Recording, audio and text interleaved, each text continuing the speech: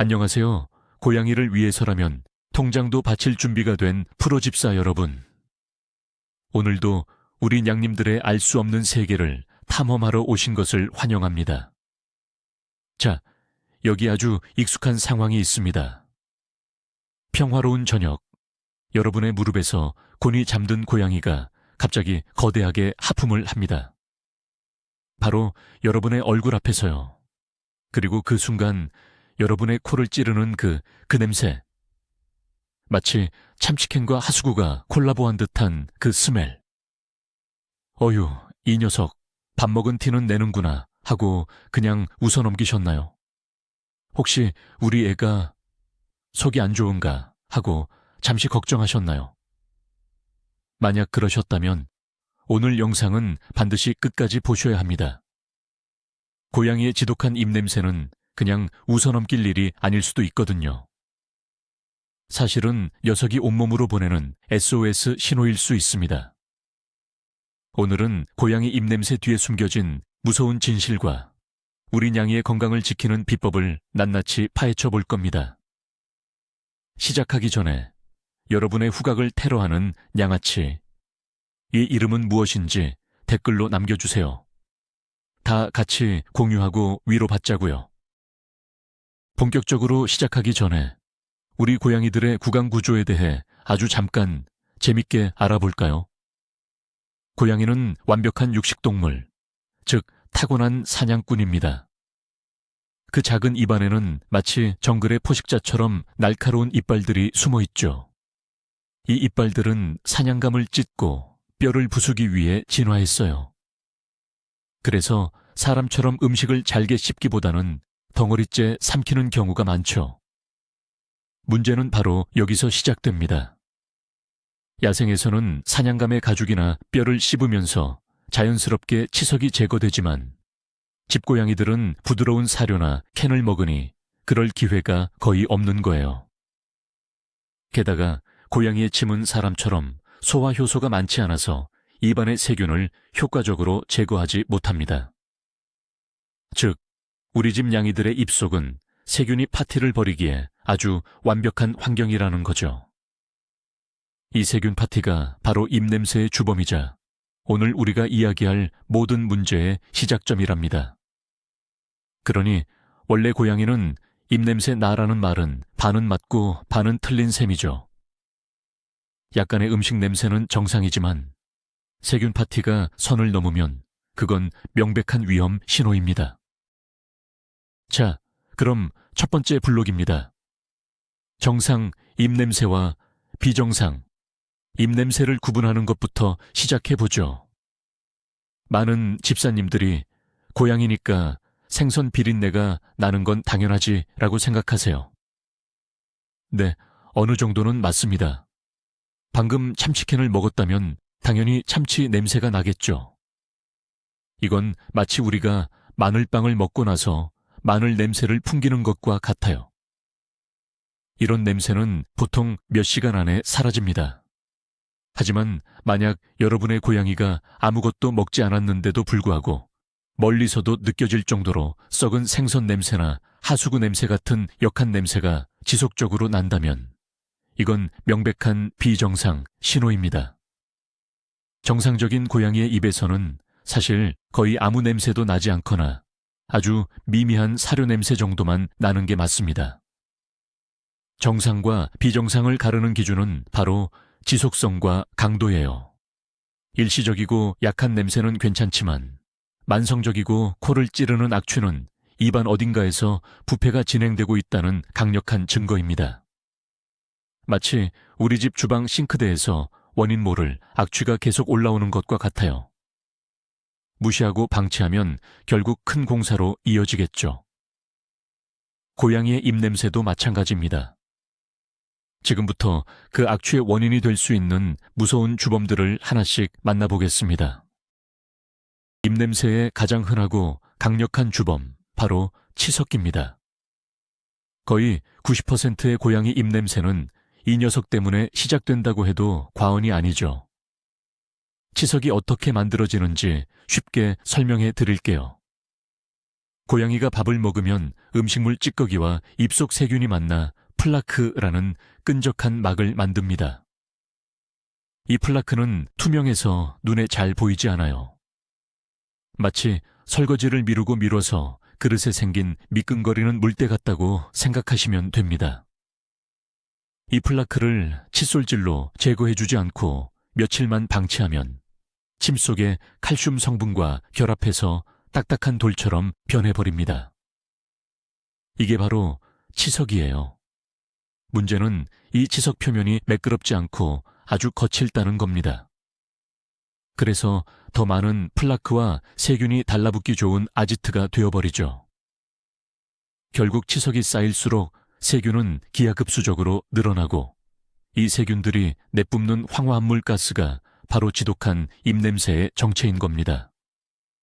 노란색이나 갈색을 띠는 치석이 이빨과 잇몸 경계선에 보이기 시작했다면 이미 입속에서는 세균들이 신나게 파티를 벌이며 독소를 뿜어내고 있다는 뜻입니다. 이 단계에서 막지 못하면 세균들은 잇몸을 공격하기 시작합니다. 치석이라는 세균 아지트가 건설되면 세균들은 가장 먼저 가까이에 있는 잇몸을 공격하기 시작합니다. 이게 바로 치은염, 즉 잇몸 염증입니다. 치은염은 치주 질환의 가장 초기 단계로 아직은 되돌릴 수 있는 골든타임이라고 할 수 있어요. 치은염의 가장 대표적인 증상은 잇몸이 붓고 붉어지는 것입니다. 건강한 고양이의 잇몸은 예쁜 분홍색을 띠지만 치은염이 생기면 마치 화가 난 것처럼 선홍색이나 붉은색으로 변합니다. 이빨과 잇몸이 만나는 경계선을 따라 붉은 선이 보이기도 하죠. 칫솔질을 하거나 딱딱한 간식을 먹을 때 피가 살짝 묻어 나올 수도 있습니다. 사람은 잇몸이 아프면 잇몸이 부었네 라고 말이라도 하지만 고양이는 아픔을 숨기는데 도사입니다. 녀석들은 잇몸이 붓고 아파도 평소처럼 밥을 먹고 행동하기 때문에 집사가 알아차리기 정말 어려워요. 그래서 우리는 탐정이 되어야 합니다. 매일 양이의 입술을 살짝 들어 잇몸 색깔을 확인하는 습관을 들이는 것이 중요해요. 이 치은염 단계에서 발견하고 스케일링과 양치질 관리만 잘 해줘도 더 심각한 문제로 진행되는 것을 막을 수 있습니다. 하지만 이 소리 없는 염증의 공격을 방치하면 세균들은 잇몸 아래로 더 깊숙이 침투하기 시작합니다. 치은염을 놓치고 방치하면 세균들은 잇몸을 넘어 이빨을 지지하는 더 깊은 조직까지 파괴하기 시작합니다. 이 단계를 바로 치주염이라고 부릅니다.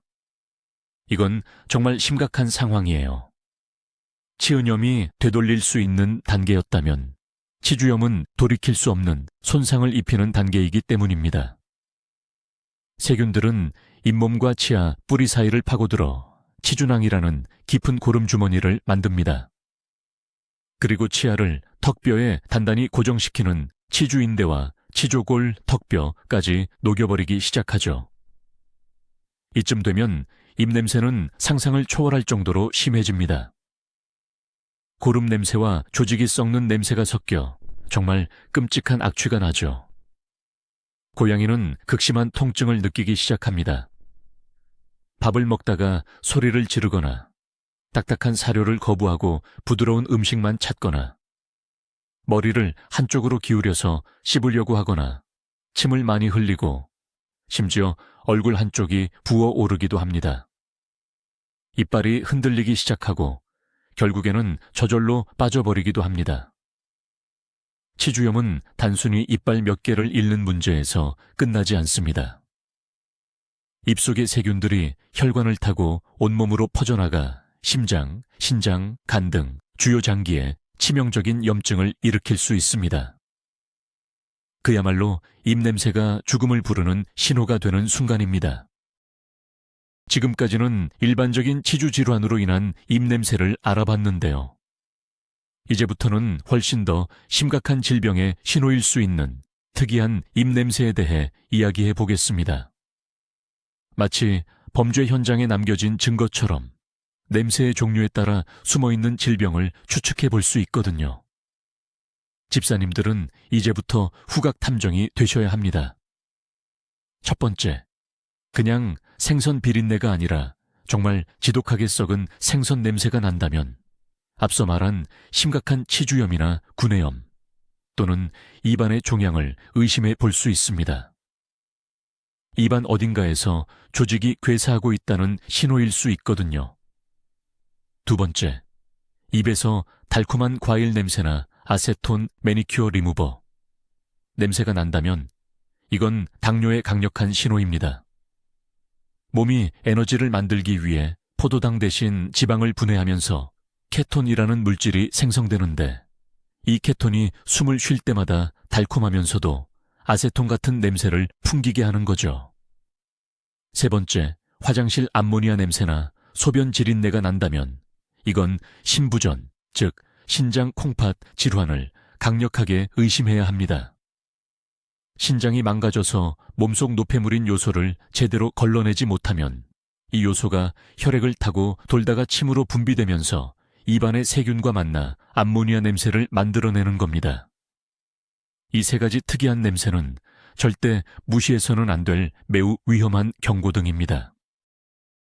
방금 말씀드린 달콤한 과일향 입냄새의 주범, 고양이 당뇨병에 대해 좀 더 자세히 알아볼까요? 고양이 당뇨병은 췌장에서 인슐린이 충분히 분비되지 않거나 몸이 인슐린에 제대로 반응하지 못해서 혈액 속 포도당 농도가 비정상적으로 높아지는 병입니다. 특히 뚱뚱한 고양이, 중년 이상의 수컷 고양이에게서 많이 발생하죠. 당뇨병에 걸리면 세포들이 혈액 속에 넘쳐나는 포도당을 에너지원으로 사용하지 못하고 굶주리게 됩니다. 그래서 몸은 비상사태를 선포하고 대체 에너지원으로 지방을 분해하기 시작해요. 이 과정에서 케톤이라는 부산물이 생겨나고 혈액 속에 케톤이 과도하게 쌓이면 당뇨병성 케톤산증이라는 매우 위험한 상태에 빠지게 됩니다. 바로 이 케톤이 숨을 쉴 때마다 폐를 통해 배출되면서 달콤한 과일 냄새 혹은 아세톤 냄새를 풍기는 것이죠. 만약 여러분의 고양이 입에서 이런 냄새가 난다면 다른 증상들도 함께 확인해 봐야 합니다. 물을 평소보다 엄청나게 많이 마시고 다음, 소변을 아주 많이 싸고 단뇨, 밥은 미친 듯이 먹는데도 오히려 살이 빠지는 다식 증상이 함께 나타난다면 거의 100% 당뇨를 의심하고 즉시 병원으로 달려가야 합니다. 당뇨는 조기에 발견해서 관리하면 충분히 함께 살아갈 수 있는 병이지만 방치하면 혼수 상태에 빠져 사망에 이를 수 있는 무서운 질병입니다. 이번에는 암모니아 냄새, 즉 소변 지린내의 원인인 만성 신부전에 대해 알아보겠습니다. 고양이, 특히 나이가 많은 노령묘에게 만성 신부전은 숙명과도 같은 질병입니다. 고양이는 원래 사막 출신이라 물을 적게 마시고 소변을 농축시키는 능력이 매우 뛰어난데 이 때문에 평생 동안 신장이 엄청나게 고생을 하거든요. 나이가 들면서 신장 기능이 서서히 망가지는 경우가 아주 많습니다. 신장은 우리 몸의 정수기 같은 역할을 합니다. 혈액 속 노폐물을 걸러서 소변으로 내보내죠. 그런데 이 정수기가 고장나면 어떻게 될까요? 노폐물이 걸러지지 않고 그대로 몸속에 쌓이게 됩니다. 그중 대표적인 노폐물이 바로 요소입니다. 혈액 속의 요소 수치가 높아지는 상태를 요독증이라고 부르는데 이 요독증이 심해지면 다양한 문제를 일으킵니다. 그중 하나가 바로 입냄새입니다. 혈액을 타고 돌던 요소가 침 속으로 분비되고 입안의 세균이 이 요소를 분해하면서 암모니아 가스를 만들어냅니다. 그래서 입에서 화장실에서 나는 것 같은 톡 쏘는 암모니아 냄새, 즉 지린내가 나게 되는 거죠. 또한 요독증은 입안과 식도, 위에 염증 궤양을 일으키기도 하는데 이 때문에 입냄새가 더욱 심해지고 구토나 식욕부진을 유발하기도 합니다. 당뇨와 마찬가지로 물을 많이 마시고 소변을 많이 보는 증상이 함께 나타나며 체중 감소, 기력 저하, 구토 등의 증상을 보인다면 즉시 신장 검사를 받아보셔야 합니다. 세 번째 특이한 냄새는 바로 썩은 뇌와 관련된 간 질환입니다. 간은 침묵의 장기라고 불릴 만큼 기능이 많이 손상되기 전까지는 특별한 증상을 보이지 않는 경우가 많습니다. 하지만 간 기능에 심각한 문제가 생기면 입에서 아주 불쾌하고 역한 냄새가 날 수 있습니다. 간은 우리 몸의 화학 공장으로 수많은 독소를 해독하는 역할을 합니다. 그런데 간이 망가지면 이 독소들이 해독되지 못하고 혈액을 타고 온몸을 돌아다니게 되죠. 이 독성 물질들이 폐를 통해 배출되면서 썩은 계란 냄새나 곰팡이 냄새 같은 아주 고약한 입냄새를 유발할 수 있습니다. 간 질환이 있을 때 나타나는 또 다른 특징적인 신호는 바로 황달입니다. 눈의 흰자위나 잇몸, 귀 안쪽 피부가 노랗게 변하는 증상이죠. 간에서 처리되어야 할 빌리루빈이라는 물질이 제대로 처리되지 못하고 몸에 쌓여서 나타나는 현상입니다. 만약 고양이의 입에서 원인 모를 악취가 나면서 기력이 없고 식욕이 뚝 떨어지고 구토나 설사를 하고 잇몸이나 눈이 노랗게 보인다면 지체 없이 동물병원에 방문하여 간 수치 검사를 포함한 정밀 검사를 받아야 합니다. 간 질환 역시 조기 발견과 치료가 생존율을 높이는 데 매우 중요하기 때문입니다. 지금까지는 전신질환이 입냄새를 유발하는 경우를 살펴봤는데요. 이번에는 입안 자체의 문제, 그 중에서도 고양이들을 극심한 고통에 빠뜨리는 구내염에 대해 이야기해 보겠습니다. 고양이 구내염은 단순히 잇몸에 염증이 생기는 치은염과는 차원이 다른 질병입니다. 입안 전체, 즉 잇몸, 혀, 입술 안쪽, 목구멍 근처까지 점막 전체에 심각한 염증과 궤양이 생기는 매우 고통스러운 면역 질환이죠. 정확한 원인은 아직 밝혀지지 않았지만 칼리시 바이러스 감염이나 다른 면역계 질환과 관련이 있을 것으로 추정됩니다. 면역 체계가 자기 자신의 구강 점막을 적으로 인식하고 공격하면서 염증을 일으키는 거죠. 구내염에 걸린 고양이의 입안을 보면 마치 불에 댄 것처럼 점막이 새빨갛게 부어오르고 헐어있는 것을 볼 수 있습니다. 이 때문에 입냄새가 정말 끔찍합니다. 염증으로 인한 피냄새와 조직이 썩는 냄새가 섞여서 상상 이상으로 고약한 악취가 나죠.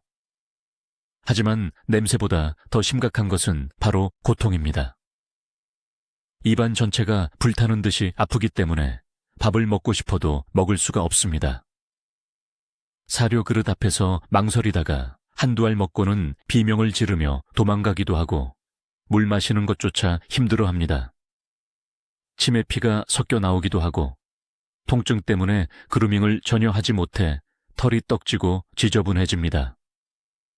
만약 여러분의 고양이가 극심한 입냄새와 함께 식욕부진, 침 흘림, 체중 감소 등의 증상을 보인다면 반드시 구내염을 의심하고 병원에 가보셔야 합니다. 치료가 매우 까다롭지만 고통을 줄여주기 위한 적극적인 노력이 필요합니다. 때로는 생각지도 못한 단순한 이유가 지독한 입냄새의 원인이 되기도 합니다. 바로 입안에 이물질이 끼거나 상처가 나는 경우입니다. 호기심 많은 고양이들은 온갖 것들을 입으로 가져가서 탐색하곤 하죠. 그러다가 장난감 조각, 비닐, 실, 끈, 혹은 닭뼈 같은 날카로운 음식물이 이빨 사이나 잇몸, 입천장에 박히는 경우가 종종 있습니다. 처음에는 별다른 증상이 없을 수 있지만 이물질이 박힌 채로 시간이 지나면 주변 잇몸에 염증을 일으키고 세균이 번식하면서 냄새를 유발하기 시작합니다. 특히 선형 이물질인 실이나 끈은 혀 밑에 걸려서 식도나 장까지 이어지는 매우 위험한 상황을 초래할 수도 있습니다.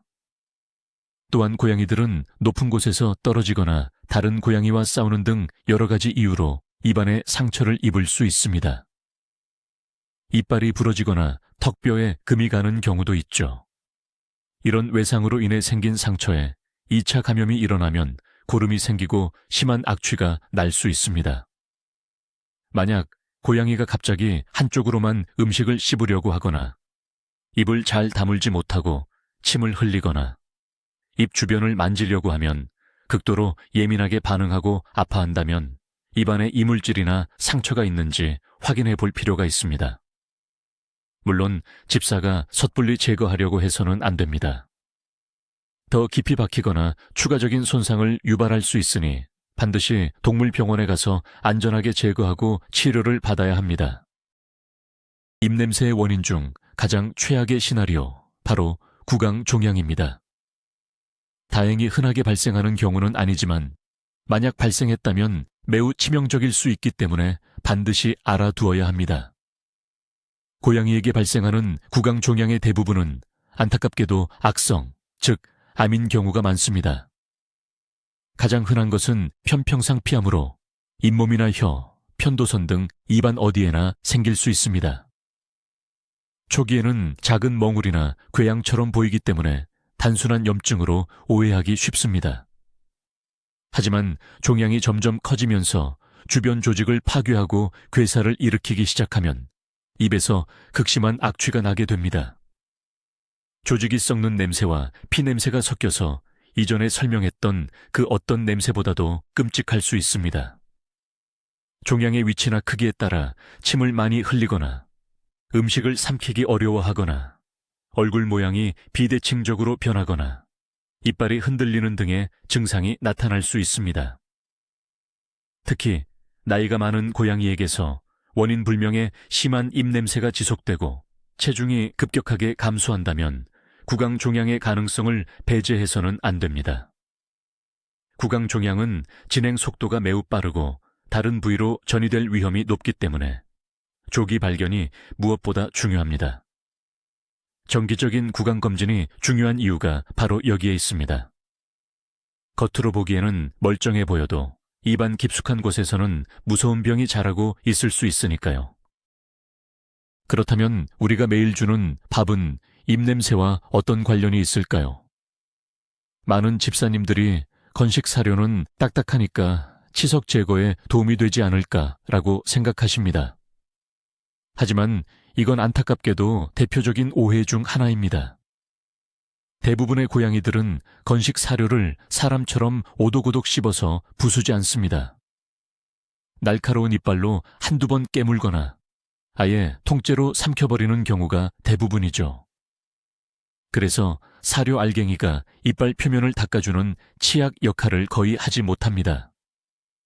오히려 잘게 부서진 사료 가루가 이빨 사이에 더 잘 끼어서 플라크의 원인이 되기도 하죠. 반면에 습식 사료나 게는 수분 함량이 높다는 장점이 있지만 건식 사료보다 훨씬 더 부드럽고 찌꺼기가 이에 잘 달라붙기 때문에 플라크가 생기기 더 쉬운 환경을 만들 수 있습니다. 물론 덴탈 사료라고 불리는 특수 사료들은 일반 사료보다 알갱이가 크고 섬유질 구조가 달라서 고양이가 깨물었을 때 이빨이 깊숙이 박히면서 플라크를 닦아내는 효과가 어느 정도 있습니다. 하지만 이것만으로는 완벽한 치아 관리가 될 수 없습니다. 어떤 종류의 사료를 먹이든 가장 중요한 것은 결국 물리적인 마찰, 즉 칫솔질이라는 사실을 잊지 말아야 합니다. 식단은 어디까지나 보조적인 역할일 뿐 입냄새와 치주 질환의 근본적인 예방책이 될 수는 없습니다. 자, 지금까지 입냄새를 유발하는 무시무시한 원인들을 알아봤으니 이제는 가장 중요한 예방에 대해 이야기할 시간입니다. 모든 치과 의사 선생님들이 입을 모아 말하는 구강관리의 황금률은 무엇일까요? 바로 칫솔질입니다. 이것은 사람에게나 고양이에게나 똑같이 적용되는 진리입니다. 어떤 비싼 덴탈검이나 구강관리 용품도 칫솔질의 효과를 따라올 수는 없습니다. 칫솔의 미세한 모가 이빨과 잇몸 사이사이를 직접 닦아내면서 플라크를 물리적으로 제거하는 것만큼 확실한 방법은 없기 때문이죠. 아니, 우리 집 고양이는 성격이 보통이 아닌데 어떻게 양치를 시키라는 거죠? 제 손가락이 나만하지 않을걸요 라고 생각하시는 집사님들 충분히 이해합니다. 고양이 양치질은 고양이 세수라는 말처럼 쉽지 않은 거의 극한 직업에 가까운 도전이죠. 하지만 불가능한 미션은 아닙니다. 올바른 방법과 충분한 인내심만 있다면 우리 냥이도 양치질을 받아들이게 만들 수 있습니다. 중요한 것은 강압이 아니라 긍정적인 경험으로 만들어주는 것입니다. 맛있는 치약으로 유혹하고 짧은 시간부터 시작해서 서서히 적응시키는 과정이 필요합니다. 고양이 양치질은 단순히 입냄새를 없애는 행위가 아닙니다. 끔찍한 질병으로부터 우리 고양이를 지키고 고통스러운 수술과 막대한 병원비를 막을 수 있는 가장 효과적이고 경제적인 사랑의 표현입니다. 좋아요. 그럼 이제 실전입니다. 전쟁터에 나가는 심정으로 손가락을 희생하지 않고 고양이 양치에 성공하는 비법을 단계별로 알려드릴게요. 먼저 준비물이 필요합니다. 반드시 고양이 전용 치약과 고양이 전용 칫솔을 준비해 주세요. 사람이 쓰는 치약에는 불소나 자일리톨처럼 고양이에게 매우 치명적인 성분이 들어있으니 절대 사용하면 안 됩니다. 고양이 치약은 닭고기 맛, 참치 맛 등 냥이들이 좋아할 만한 맛으로 나와 있어서 간식처럼 인식하게 만들기 좋습니다. 칫솔도 손가락에 끼우는 실리콘 칫솔, 아주 작은 칫솔모를 가진 칫솔 등 다양하니 냥이의 입 크기에 맞는 것을 선택하세요. 자, 1단계. 치약과 친해지기. 먼저 치약을 손가락에 조금 짜서 냄새를 맡게 하고 핥아먹게 하세요. 며칠간 반복하며 치약 맛있는 간식이라는 공식을 머릿속에 심어줍니다. 2단계. 입 주변 만지기. 냥이가 편안하게 있을 때 입 주변과 입술을 부드럽게 만져주며 입을 만지는 것에 대한 거부감을 줄여줍니다. 3단계. 잇몸 터치하기. 치약을 묻힌 손가락으로 송곳니부터 시작해서 잇몸을 살살 문질러줍니다. 처음엔 1, 2초만 하고 바로 좋아하는 간식으로 보상해주세요. 4단계. 칫솔 등장. 칫솔에 치약을 묻혀 핥아먹게만 합니다. 칫솔에 대한 경계심을 푸는 단계입니다. 마지막 5단계. 본격적인 칫솔질. 가장 바깥쪽 어금니부터 시작해서 원을 그리듯 부드럽게 닦아줍니다. 처음에는 5초, 다음 날은 10초, 이런 식으로 서서히 시간을 늘려가세요. 모든 과정은 냥이가 스트레스 받지 않도록 짧게 끝내고 끝난 후에는 반드시 폭풍 칭찬과 보상을 해주는 것이 핵심입니다. 인내심을 가지세요, 집사님. 우리 고양이는 정말로 칫솔을 허락하지 않아요. 다른 방법은 없나요? 네, 물론 칫솔질이 최선이지만 차선책도 있습니다.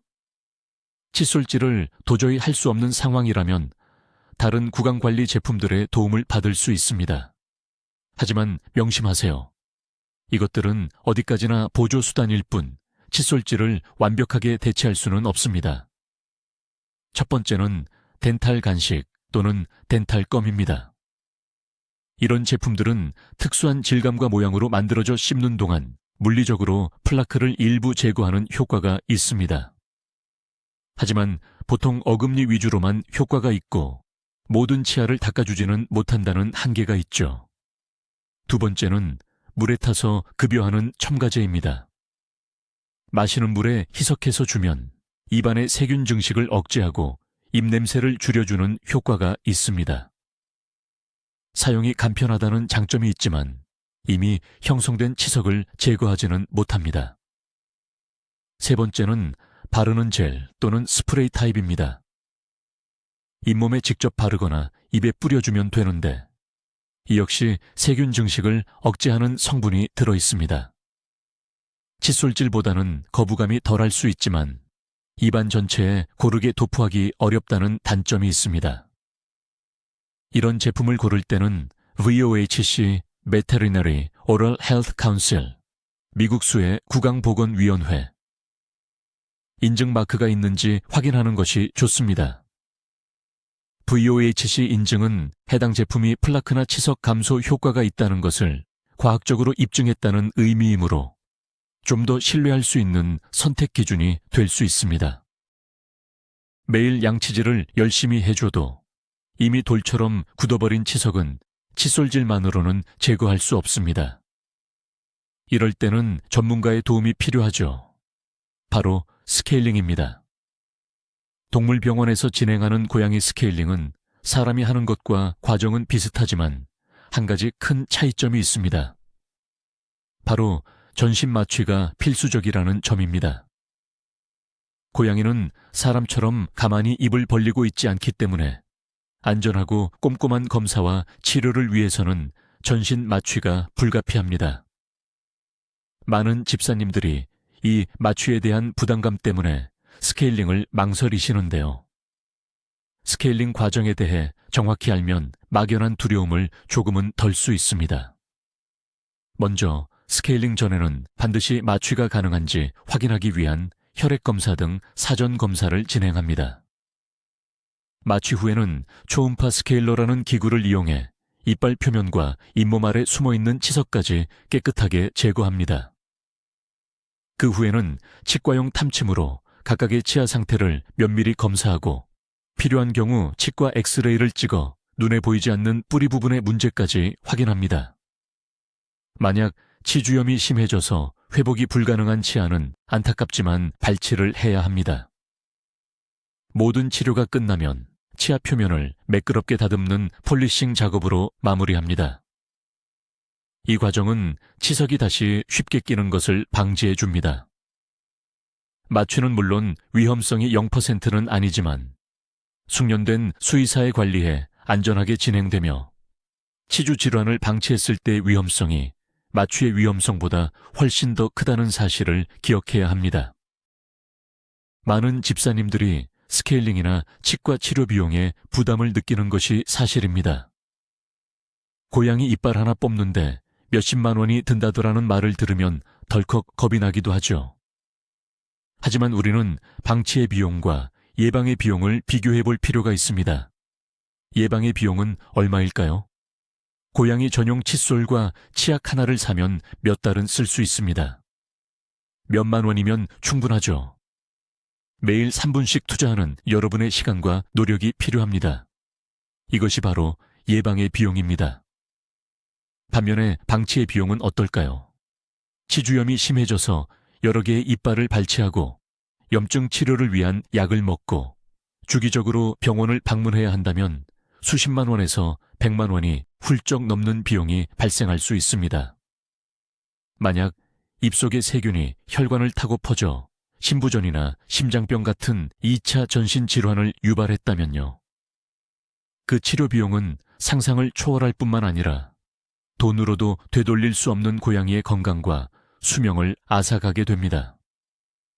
매일 커피 한 잔 값도 안 되는 돈과 약간의 노력으로 우리 고양이의 끔찍한 고통과 막대한 병원비를 막을 수 있다면 어떤 선택을 하시겠습니까?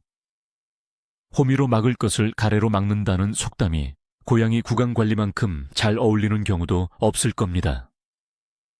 예방은 가장 저렴하고 가장 효과적이며 가장 인도적인 치료법입니다. 고양이의 구강관리 필요성은 나이에 따라 조금씩 달라집니다. 사람의 생애 주기별 건강관리가 다르듯이 고양이도 마찬가지죠. 먼저 이갈이를 하는 아기 고양이 시기 생후 3, 6개월입니다. 이 시기에는 유치가 빠지고 영구치가 나면서 잇몸이 간질간질하고 아플 수 있어요. 그래서 자꾸 무언가를 씹으려고 하죠. 이때부터 부드러운 거즈나 실리콘 칫솔로 입안을 마사지해주듯 가볍게 닦아주며 양치질에 대한 긍정적인 인식을 심어주는 것이 매우 중요합니다. 3살 버릇 여든 간다는 말처럼 어릴 때 들인 양치 습관은 평생의 구강 건강을 좌우합니다. 영구치가 모두 자란 성묘 시기 1살 이후는 본격적인 관리가 필요한 때입니다. 최소 1년에 한 번은 동물병원에서 정기적인 구강 검진을 받고 필요하다면 스케일링을 해주는 것이 좋습니다. 그리고 무엇보다 매일 꾸준한 홈케어, 즉 칫솔질이 가장 중요합니다. 마지막으로 유갑살 이상의 노령묘 시기입니다.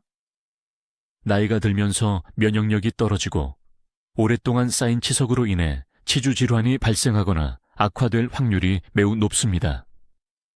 또한 신장이나 심장 등 다른 기저질환이 있는 경우가 많아 마취에 대한 부담도 커지죠. 그래서 노령묘일수록 더욱 세심한 구강관리가 필요하며 스케일링을 결정할 때는 수의사와 충분한 상담을 통해 고양이의 전반적인 건강 상태를 고려하여 신중하게 결정해야 합니다. 나이가 많다는 이유로 구강 통증을 방치하는 것은 고양이의 삶의 질을 현저하게 떨어뜨리는 일임을 기억해야 합니다. 고양이 구강 관리에 대해 이야기하다 보면 정말 많은 집사님들이 믿고 있는 몇 가지 미신들이 있습니다. 오늘은 그 대표적인 오해들을 시원하게 깨부숴 드리겠습니다. 첫 번째 미신. 고양이는 원래 스스로 그루밍하면서 이빨을 닦는다. 이건 정말 큰 착각입니다. 고양이가 그루밍할 때 사용하는 까끌까끌한 혀는 털을 빗고 청결하게 유지하는 데는 효과적이지만 이빨에 단단하게 붙어있는 플라크나 치석을 제거하는 능력은 전혀 없습니다. 만약 혀만으로 치석 제거가 가능했다면 세상에 치주염으로 고통받는 고양이는 없었을 거예요. 두 번째 미신. 건식 사료만 먹이면 이빨은 괜찮다. 앞서 설명드렸듯이 대부분의 고양이는 사료를 제대로 씹지 않고 삼키기 때문에 건사료의 치석 제거 효과는 매우 미미합니다. 덴탈 전용 사료가 아닌 이상 일반 건사료를 먹이는 것은 양치질을 대체할 수 없습니다. 세 번째 미신. 나이 든 고양이는 원래 입냄새가 나는 거다. 이것은 고양이의 고통을 노화라는 이름으로 정당화하는 매우 위험한 생각입니다. 나이가 들면서 치주 질환이 생길 확률이 높아지는 것은 사실이지만 입냄새 자체는 정상이 아닙니다. 그것은 명백한 질병의 신호이며 나이가 많을수록 더욱 적극적인 관리와 치료가 필요하다는 경고입니다. 네 번째 미신. 입냄새는 나지만 밥만 잘 먹으면 괜찮다. 고양이는 야생의 본능에 따라 아픔을 극도로 숨기는 동물입니다. 굶는 것은 곧 죽음을 의미하기 때문에 웬만한 고통은 참고 밥을 먹습니다. 밥을 잘 먹는다고 해서 아프지 않은 것이 절대 아닙니다. 이미 극심한 고통을 견디고 있을 가능성이 높습니다. 자, 오늘 정말 많은 이야기를 나눴는데요. 이제 집사님들에게 마지막 숙제를 내드리겠습니다. 바로 냄새 탐정이 되어보는 것입니다. 오늘부터 하루에 한 번 우리 고양이와 가장 편안한 교감 시간에 스니프 테스트, 에스니프 테스트를 시작해 보세요. 억지로 입을 벌리거나 제압하려고 하지 마세요. 고양이가 하품할 때 혹은 여러분에게 얼굴을 부빌 때 슬쩍 냄새를 맡아보는 겁니다. 평소와 다른 역한 냄새가 나지는 않는지, 달콤하거나 암모니아 냄새 같은 특이한 냄새가 나지는 않는지 체크하는 거죠. 그리고 일주일에 한 번은 잇몸 체크 시간을 가져보세요. 냥이가 가장 편안하게 쉬고 있을 때 살며시 다가가 칭찬해주면서 위십수를 부드럽게 들어올려 송곳니 주변 잇몸 색깔을 확인하는 겁니다. 예쁜 분홍색인지, 붉은 선은 없는지, 치석은 얼마나 끼어 있는지 가볍게 살펴보세요. 이런 작은 습관들이 모여 우리 고양이의 구강 건강 상태를 조기에 파악하고 큰 병으로 진행되는 것을 막는 가장 강력한 무기가 됩니다. 우리는 고양이의 말을 알아들을 수 없지만 녀석들이 몸으로 보내는 신호를 읽는 법을 배울 수는 있습니다. 입냄새는 우리 고양이가 집세게 보내는 가장 정직하고 중요한 편지일지도 모릅니다. 그 편지를 무시하지 말고 귀 기울여 주세요. 여러분은 단순한 집사가 아니라 우리 냥이의 건강을 책임지는 유일한 보호자니까요. 어떠셨나요, 여러분? 이제 고양이의 입냄새가 그냥 냄새가 아니라 수많은 정보를 담고 있는 언어처럼 느껴지지 않으시나요? 치석과 치주염부터 당뇨, 신부전까지 그 작은 입안에 그렇게 무서운 비밀들이 숨어 있을 줄은 상상도 못하셨을 거예요. 이제 여러분은 고양이의 하품 한 번에도 그냥 넘어가지 않는 한 단계 더 레벨업한 프로집사가 되셨습니다. 내 고양이 양치질, 정말 어렵고 귀찮은 일일 수 있습니다. 하지만 오늘 우리가 배운 것처럼 그 작은 수고가 우리 냥이의 삶의 질을 바꾸고 고통의 시간을 예방하며 더 오랫동안 건강하게 우리 곁에 머물게 해준다는 사실을 기억해 주세요. 결국 우리가 하는 모든 노력은 이 푸시스트의 폭군들을 너무나도 사랑하기 때문이잖아요. 녀석들이 풍기는 지독한 입냄새마저도 사랑으로 감싸 안아줄 수 있도록 오늘부터 당장 냄새 탐정이 되어봅시다. 오늘 영상이 유익하셨다면 좋아요와 구독 버튼 꾹 눌러주시고요. 이 중요한 정보를 다른 집사 친구들에게도 널리 공유해주세요. 마지막으로 질문입니다. 여러분은 오늘 당장 우리 냥이를 위해 시작할 첫 번째 구강관리 액션은 무엇인가요? 댓글로 여러분의 계획을 공유해주세요.